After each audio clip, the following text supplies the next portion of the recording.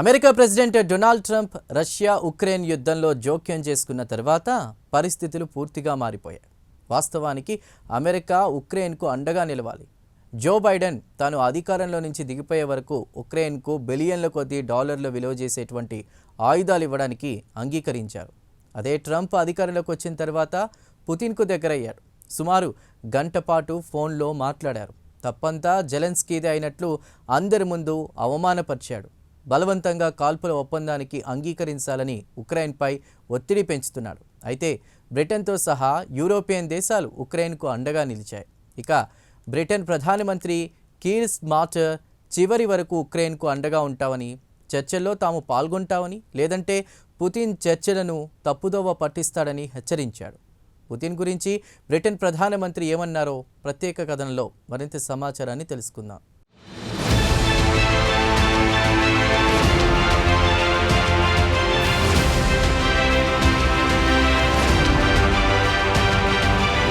Russia Ukraine మధ్య కాల్పుల విరమణ ఒప్పందం చర్చలు త్వరలో ప్రారంభం కానున్నాయి. వచ్చే వారం అమెరికా, రష్యాలు సౌదీ అరేబియాలో చర్చలు ప్రారంభించనున్నాయి. అయితే యుక్రెయిన్ అండగా ఉండకపోతే పుతిన్ చర్చలను తప్పుదో పట్టించే అవకాశం ఉందని బ్రిటన్ ప్రధానమంత్రి కీర్ స్టార్మర్ బలంగా నమ్ముతున్నారు. యుక్రెయిన్కు మనం అండగా లేకపోతే పుతిన్ శాంతి చర్చల ఒప్పందాన్ని పూర్తిగా ఉల్లంఘిస్తాడని కీర్ స్టార్మర్ లండన్లో సీనియర్ మిలిటరీ అధికారులతో మాట్లాడుతూ చెప్పారు. రష్యా యుక్రెయిన్ మధ్య కాల్పుల విరమణ ఒప్పందం తాత్కాలిక ప్రతిపాదన కాకుండా దీర్ఘకాలం పాటు కొనసాగాలని బ్రిటన్ ప్రధానమంత్రి డిమాండ్ చేస్తున్నారు. అయితే ఇటు ట్రంప్ మాత్రం ముందుగా 30 రోజుల పాటు కాల్పుల ఒప్పందం కుదుర్చుకోవాలని సూచిస్తున్నారు. అలాగే కాల్పుల ఒప్పందం అమల్లోకి వచ్చిన తర్వాత యుక్రెయిన్ భద్రతకు బ్రిటన్ అండగా ఉంటుందని బ్రిటన్ ప్రధానమంత్రి హామీ ఇచ్చారు. లండన్లో జరిగిన ఈ మీటింగ్లో 20 దేశాలకు చెందిన ప్రతినిధులు హాజరయ్యారు.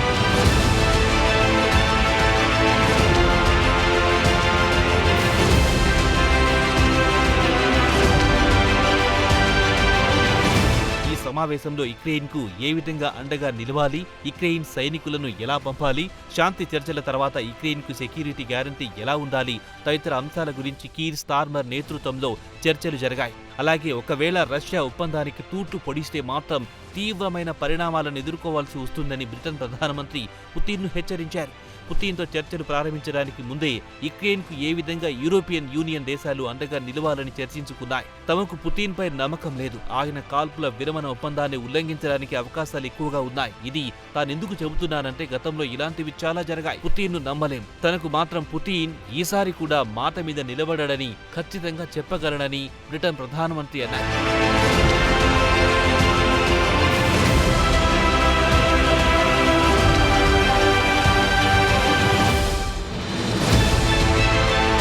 యుక్రెయిన్కు బ్రిటన్ సైనికులను పంపడానికి తాను ఈస్టోనియా నుంచి తన సైనికులను తప్పించి యుక్రెయిన్కు పంపనని తేల్చి చెప్పారు. తాము ఇతర దేశాలకిచ్చిన హామీ ప్రకారం తమ సైనికులు ఆ దేశంలో కొనసాగుతారు.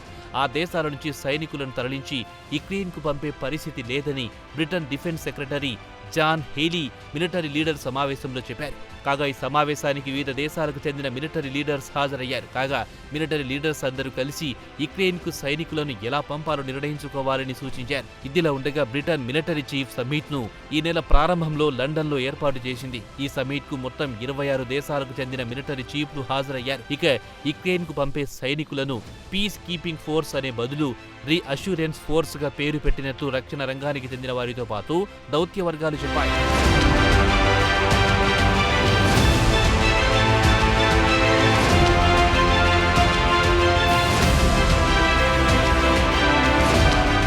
బ్రిటన్ ప్రధాని పోర్టా బారోకు విచ్చేశారు. నార్త్ వెస్ట్ ఇంగ్లాండ్ లో ఉన్న బ్రిటన్ న్యూక్లియర్ సబ్మెరైన్స్ ను సందర్శించారు. అక్కడ ఆయన మీడియాతో మాట్లాడారు. తమ ఫోకస్ అంతా యుక్రెయిన్ ఆకాశం, సముద్రం సరిహద్దులను సురక్షితంగా ఉండాలనేది తమ ఉద్దేశమన్నారు. అయితే డైలీ టెలిగ్రాఫ్ సమాచారం ప్రకారం యుక్రెయిన్ కు బ్రిటన్ టైఫూన్ జెట్ ను పంపించి యుక్రెయిన్ గగనతలాన్ని రక్షించాలనేది బ్రిటన్ ప్రధాన ఉద్దేశంగా కనిపిస్తోందని తెలిపింది. ఇక బ్రిటన్ రక్షణ మంత్రి లూకీ పొలార్డ్స్ మాత్రం యుక్రెయిన్ కి ఎంతమంది సైనికులు పంపాలనే విషయంపై ఇంకా ఓ నిర్ణయానికి రాలేదన్నారు. అయితే యుక్రెయిన్కు మిలిటరీ సాయంపై మిత్ర దేశాలని కలిసి ఓ నిర్ణయం తీసుకుంటాయన్నారు. యుక్రెయిన్ను ఏ విధంగా ఆదుకోవాలి, ఎన్ని టైఫూన్ జెట్ ఎయిర్ క్రాఫ్ట్ పంపాలి, ఎక్కడ ఇంధనం నింపుకోవాలి, అలాగే ఇతర మిత్ర దేశాలకు ఏ రంగంలో సామర్థ్యం ఉన్నాయి తదితర అంశాల గురించి చర్చించుకుంటామని చెప్పారు బ్రిటన్ రక్షణ మంత్రి. యుక్రెయిన్ చుట్టుపక్కల సరిహద్దులను యుక్రెయిన్ మిత్ర దేశాలు కాపాడుకుంటాయన్నారు.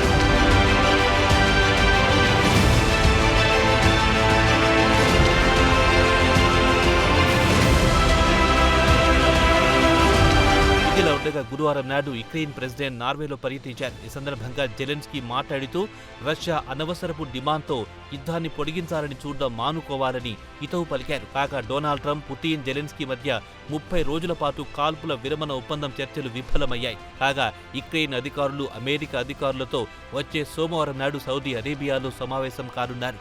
కాగా క్రెమ్లిన్ కూడా అదే రోజు అమెరికా, రష్యా కూడా చర్చలు జరుపుతాయని వెల్లడించింది. కాగా వచ్చే సోమవారం నాడు రష్యా, అమెరికా కలిసి కాల్పుల విరమణ చర్చలు ప్రారంభించనున్నాయి. యుక్రెయిన్ రష్యా యుద్ధంలో అమెరికా మధ్యవర్తిత్వం నిలుపుతోంది. ఇదిలా ఉండగా జెలెన్స్కీ, పుతిన్లు సూత్రప్రాయంగా కాల్పుల ఒప్పంద విరమణకు అమెరికా ముందు అంగీకరించారు. అయితే ఇరువురు వివాదాస్పదమైన షరతులు విధించడంతో కాల్పుల విరమణ ఒప్పందం ముందుకు సాగడం లేదు.